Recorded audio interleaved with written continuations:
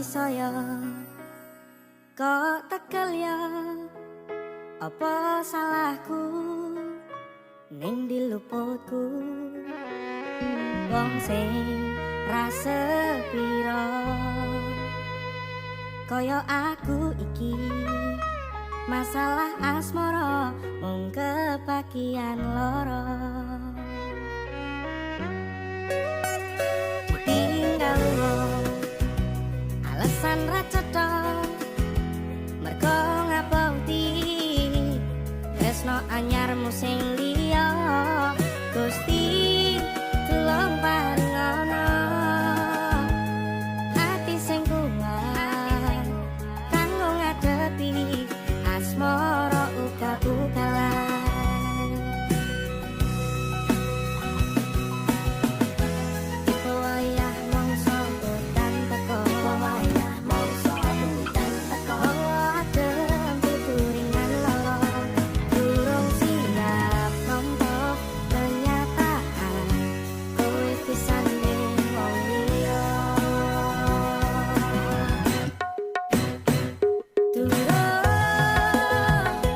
ganti taring lorone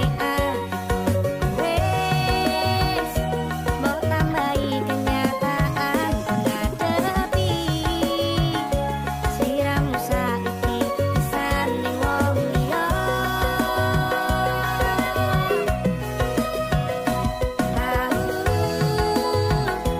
nekatku mencintaimu nanging kowe malah milih ngepoti tresno liyane ternyata aku dudu siji-sijine kok iso ya kok tekel ya wong kaya aku masalah asmara mung kepakian loro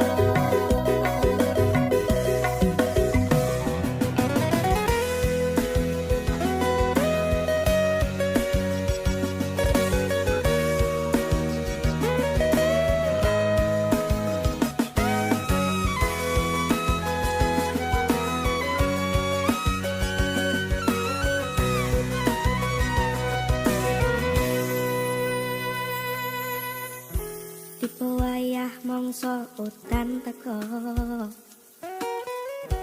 hawa adem tituringan loro durung siap nampa kenyataan kowe pisan ning wong liya